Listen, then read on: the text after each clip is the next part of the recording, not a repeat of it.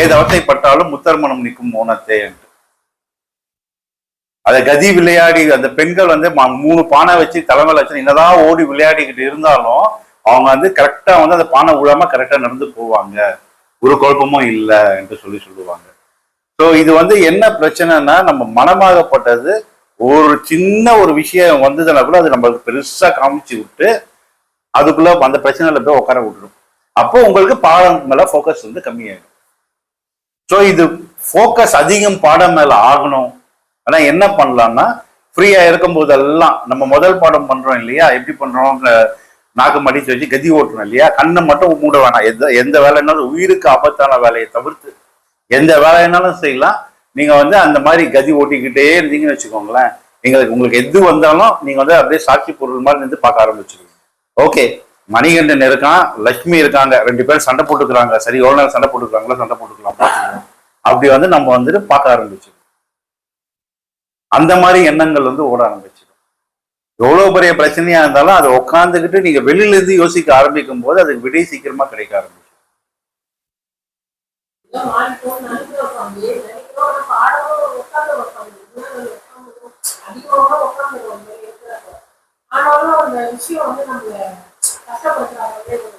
அதாவது என்ன ஆகும்னா சாமி, இந்த வினை இருக்கு. ஃபார் எக்ஸாம்பிளுக்கு வந்து ஒரு 100 பிறவியில கழிக்க வேண்டிய ஒரு வினை இருக்கு நம்ம கிட்ட வச்சுக்கோங்க.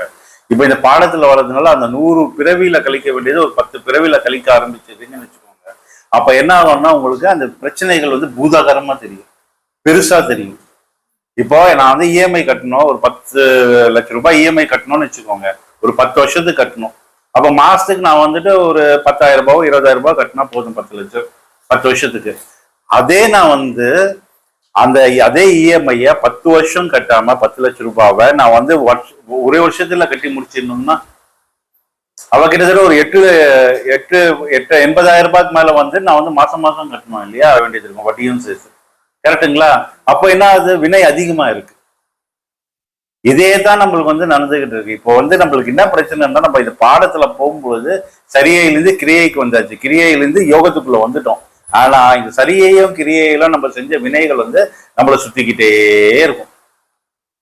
அது வந்து விடவே விடாது. எப்போ விடும்னா, நம்ம உபதேச மௌன நிலைன்னு ஒரு நிலை இருக்கு.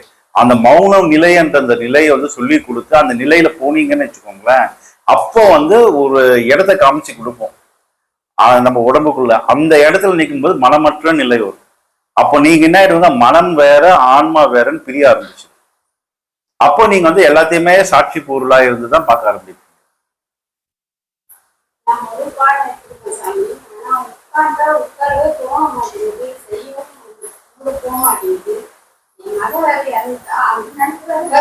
ஏன் அவ்வளவு துன்பமான செயல்கள் நம்மளை சுத்தி நடக்குதுன்னு நம்ம வினைகள் கழியுதுன்னு அர்த்தம். கஷ்டமான விஷயம் தான். நம்ம இந்த பக்கத்துல இருந்து பார்க்கும்போது அது கஷ்டமான விஷயம். அதே இந்த பாடத்துல வந்து ஐயா அதுதான் அடிக்கடி சொல்லுவாரு, ஒரு கையில பாடத்தை பிடிச்சிக்கோ, ஒரு கையில குடும்பத்தை பிடிச்சிக்கோ. என்னைக்காவது ஒரு நாள் குடும்பம் வந்து நம்மள விட்டு விலக ஆரம்பிச்சிடும். அப்ப வந்து இந்த பாடம் தான் வந்து நம்மளை காப்பாற்றும், வேற எதுவுமே காப்பாற்றாது. அவ்வளவு தைரியம் கொடுக்க ஆரம்பிச்சிடும்.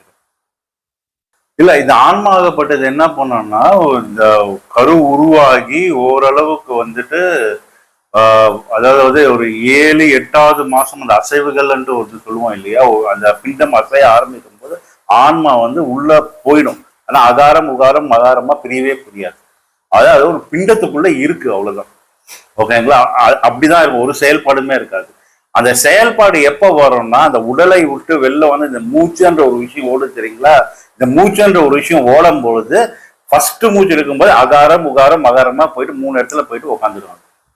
அது வரைக்கும் அது அந்த பிண்டத்துல இருக்கும், ஒரு அசைவு இல்லாம ஒண்ணுமே இல்லாம அது பாட்டுக்கு அந்த பிண்டத்துல அப்படியே இருக்கும். அதுக்குன்னு உணர்வுகள் இருக்காது, அசைவுகள் இருக்காது, எதுவுமே இருக்காது. ஆனா ரிசீவ் பண்ணும், இன்ஃபர்மேஷனை ரிசீவ் பண்ணும். அதனாலதான் சொல்லுவாங்க, சம்டைம்ஸ் தாய் பேசிக்கிட்டு இருந்தா கொஞ்சம் ஊக்கூட்டுதுன்னு சொல்லுவாங்க.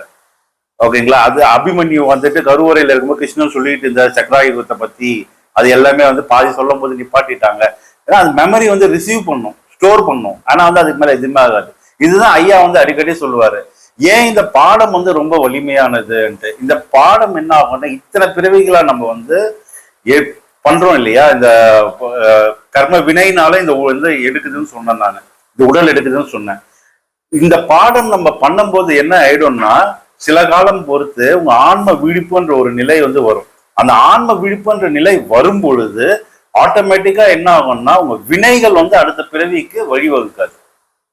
நான் ஒரு பாட்டு சொன்னேன், வினை போகவே தேகம் கண்டாய், வினைதான் ஒழிந்தாய், திணை போதும் இல்லாது கண்டாய். அந்த வினைகள் வந்து அங்க வேலை செய்யாது. அப்ப என்ன வேலை செய்யும்? உங்க ஆன்மா விழிப்படைஞ்சிட்ட அப்புறம் உங்க ஆன்மா தான் வேலை செய்யும். உங்க ஆன்மா வேலை செய்யும் போது என்ன ஆகும்னா அது அடுத்த பிறவியை டிசைட் பண்ணும். அடுத்த பிறவி என்ன பிறவியா இருக்கும்? சுத்த பிறவியா இருக்கும்.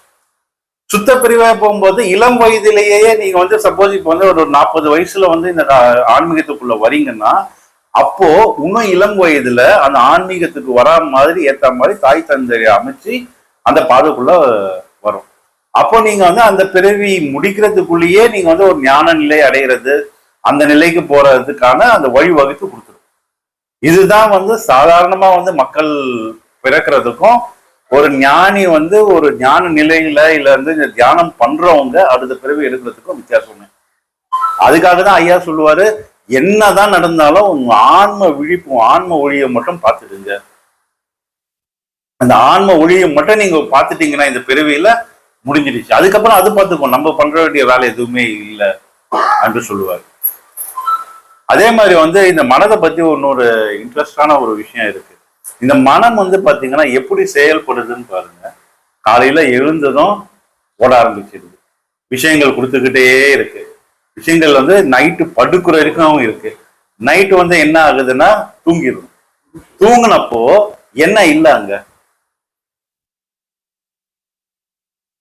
என்ன இல்லை?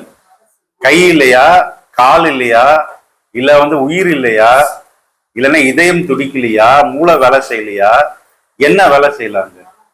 ஐம்புலங்கள் வந்து வேலை செய்யல. ஐம்புலங்கள் வந்து அங்க வந்து அடங்குது. எது அடக்குதுன்னு பாத்தீங்கன்னா இந்த மனம் தான் அடக்குது. ஆனா இதுல ஒரே ஒரு விசித்திரமான விஷயம் என்னன்னா, இந்த மனம் வந்து இந்த ஐம்புலங்கள் அடிக்க வைக்குது.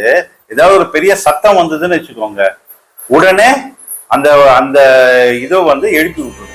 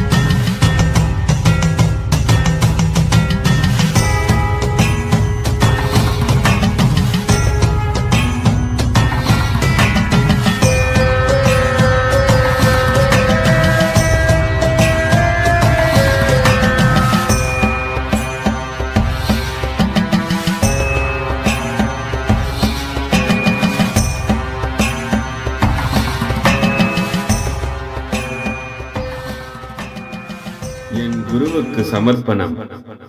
அவர் இல்லாவிடில் தொலைந்திருப்பேன்.